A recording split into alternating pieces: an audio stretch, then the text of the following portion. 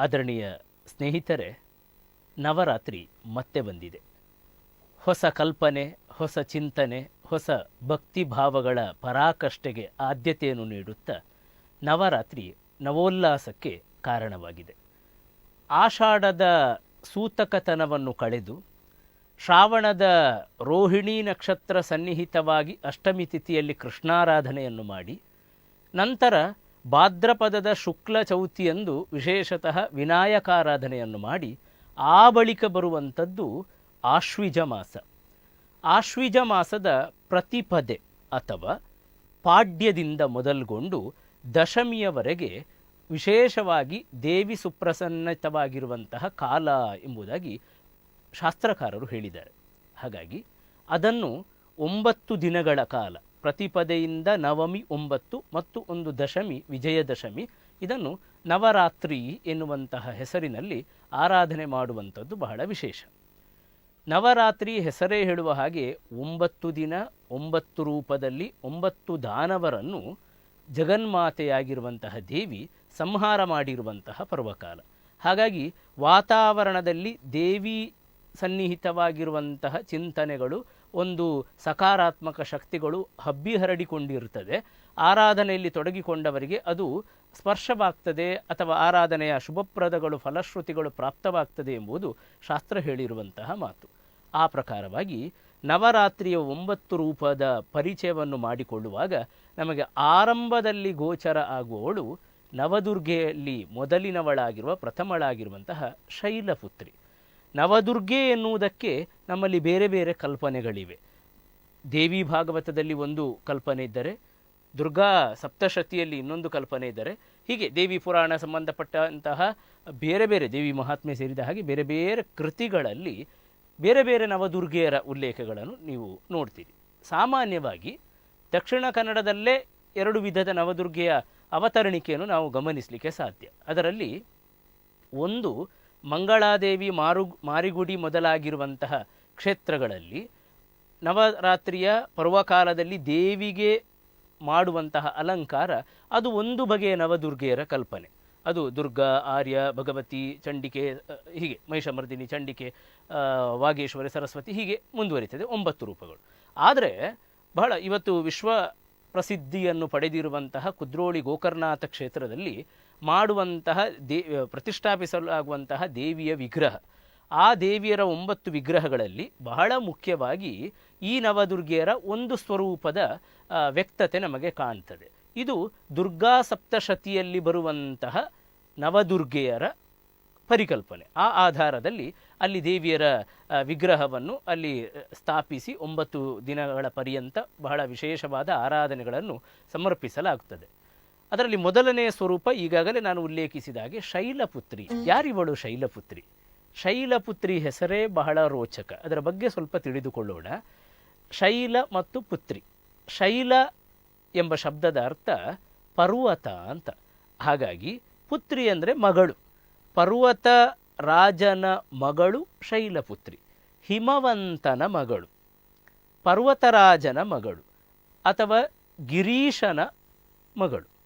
ವಿಶೇಷವಾಗಿ ಈ ಶೈಲಪುತ್ರಿಯ ಪರಿಕಲ್ಪನೆಯನ್ನು ನಾವು ಗಮನಿಸಿದಾಗ ಅದು ದಕ್ಷ ಪ್ರಜಾಪತಿ ಮಾಡಿರುವಂಥ ಯಜ್ಞದ ಮೂಲದಿಂದ ಅದರ ಹಿನ್ನೆಲೆಯನ್ನು ನಾವು ನೋಡಬೇಕಾಗ್ತದೆ. ದಕ್ಷ ಮಹಾರಾಜನ ಸುಪುತ್ರಿಯಾಗಿದ್ದಂತಹ ಸತಿ ಎನ್ನುವವಳು. ಈ ಸತಿ ಶಿವನನ್ನೇ ಪತಿಯನ್ನಾಗಿ ಪಡಿಬೇಕು ಎನ್ನುವಂತಹ ಹಪಹಪಿಕೆ ಹಂಬಲಗಳಿಂದ, ಅಭಿಲಾಷೆಗಳಿಂದ ಶಿವನನ್ನು ವರಿಸಿದಾಗ ಅದಕ್ಕೆ ಪ್ರತಿರೋಧವನ್ನು ವ್ಯಕ್ತಪಡಿಸ್ತಾನೆ ದಕ್ಷ ಮಹಾರಾಜ. ಅವನಿಗೆ ಶಿವನ ಬಗ್ಗೆ ಒಂದು ರೀತಿಯ ಉಪೇಕ್ಷಾ ಭಾವ ಇರ್ತದೆ. ಹಾಗಾಗಿ ಒಂದು ದಿನ ದಕ್ಷ ಮಹಾಯಾಗವನ್ನು ಕೈಗೊಂಡ ಸಂದರ್ಭದಲ್ಲಿ ಎಲ್ಲ ದೇವತೆಗಳನ್ನು ಕೂಡ ಆ ಯಾಗಕ್ಕೆ ಆಹ್ವಾನಿಸ್ತಾನೆ, ಕೈಲಾಸಾಧಿಪತಿಯಾಗಿರುವಂತಹ ಶಿವನನ್ನು ಒಬ್ಬನನ್ನು ಹೊರತುಪಡಿಸಿ. ಇದು ಪಾರ್ವತಿಗೆ ಸಹಜವಾದಂತಹ ದುಃಖವನ್ನು ತಂದುಕೊಡ್ತದೆ. ತನ್ನ ಪತಿಯನ್ನು ಮಾತ್ರ ಪರಿಗಣಿಸಲಿಲ್ಲ ಎನ್ನುವಂತಹ ದುಃಖ.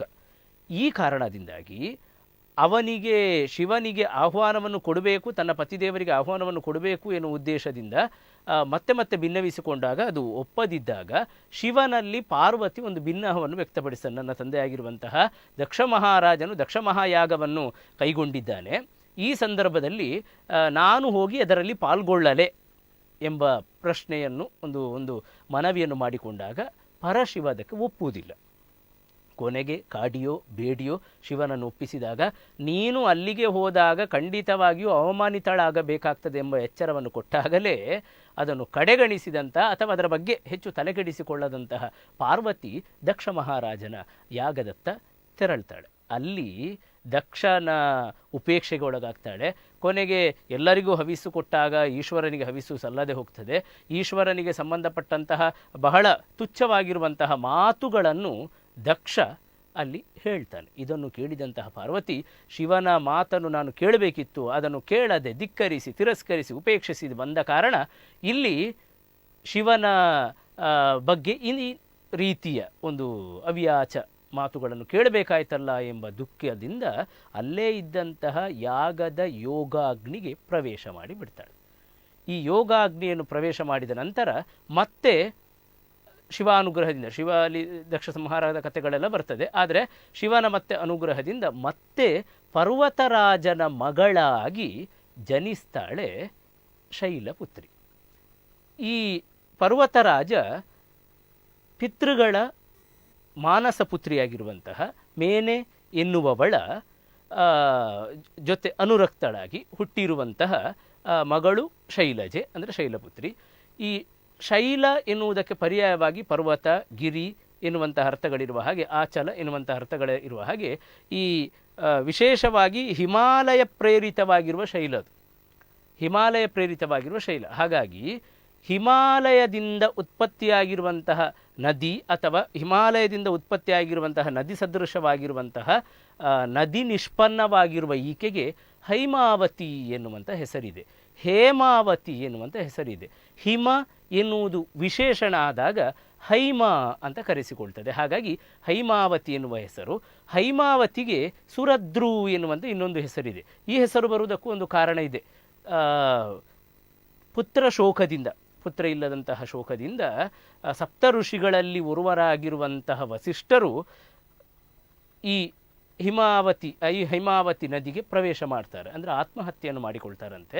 ಆಗ ಬ್ರಹ್ಮಹತ್ಯ ಪಾಪದಿಂದ ಬಿಡುಗಡೆ ಮಾಡುವುದಕ್ಕೆ ಅಥವಾ ಬ್ರಹ್ಮಹತ್ಯ ಪಾಪದಿಂದ ಆ ದೋಷದಿಂದ ವಿಮುಕ್ತಳಾಗಬೇಕು, ವಿಮೋಚಿತಳಾಗಬೇಕೆನ್ನುವ ಉದ್ದೇಶದಿಂದ ಅಲ್ಲಿದ್ದಂತಹ ಹೈಮಾವತಿ 100 ಕವಲುಗಳಾಗಿ ಹರಿತಾಳಂತೆ.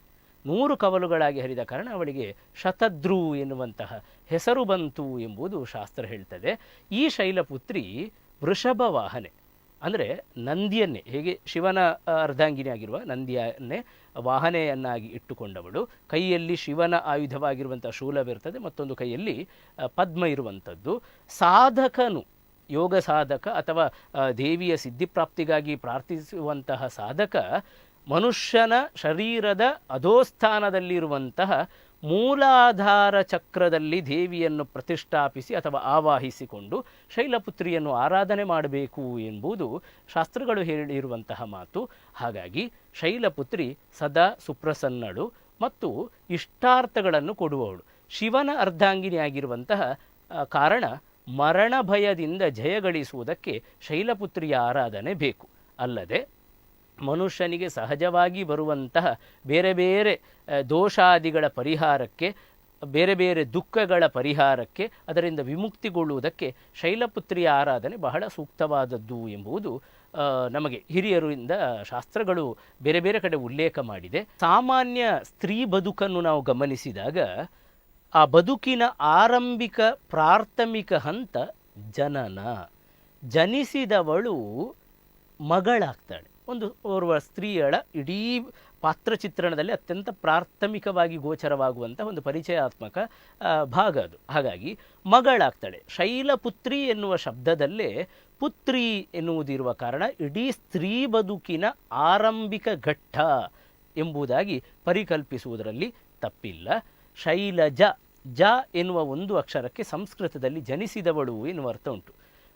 ಹಾಗಾಗಿ ಗಿರಿಜೆ, ಶೈಲಜೆ, ಎನ್ನುವಂತಹ ಹೆಸರು. ಹೇಗೆ ಭಗೀರಥನ ಮಗ ಭಾಗೀರಥನಾಗ್ತಾನೋ, ಹಾಗೆ ದಶರಥನ ಮಗ ದಾಶರಥಿ ಆಗ್ತಾನೋ, ಜನಕರಾಯನ ಮಗಳು ಜಾನಕಿ ಆಗ್ತಾಳೋ, ವಸುದೇವನ ಮಗ ವಾಸುದೇವನಾಗ್ತಾನೋ, ಹಾಗೆ ಹಿಮವಂತನ ಮಗಳು ಹೈಮಾವತಿ ಆಗ್ತಾಳೆ, ಪರ್ವತರಾಜನ ಮಗಳು ಪಾರ್ವತಿ ಎನ್ನುವ ಹೆಸರನ್ನು ಪಡೀತಾಳೆ. ಶೈಲಪುತ್ರಿ ನವದುರ್ಗೆಯಲ್ಲಿ ಓರ್ವಳು. ದೇವಿಯ ಆರಾಧನೆಯಿಂದ ಸನ್ಮಂಗಲ ಪ್ರಾಪ್ತಿಗೋಸ್ಕರ ನಿರಂತರವಾಗಿರುವಂತಹ ಆರಾಧನೆ ಕುದ್ರೋಳಿ ಮೊದಲಾದ ಪುಣ್ಯಕ್ಷೇತ್ರಗಳಲ್ಲಿ ನಡೀತಾ ಇದೆ. ಆರಂಭದ ಪೂಜೆ ನವರಾತ್ರಿಯಲ್ಲಿ ಪ್ರಥಮತ ಪಾಡ್ಯ ದಿನದ ಪೂಜೆ ಸ್ವೀಕರಿಸಿ ಸುಪ್ರಸನ್ನ ಚಿತ್ತದಿಂದ ಲೋಕ ಕಲ್ಯಾಣಕ್ಕೋಸ್ಕರ ಸ್ಮಿತವಧನವನ್ನು ಬೀರುತ್ತಿದ್ದಾಳೆ ಶೈಲಪುತ್ರಿ.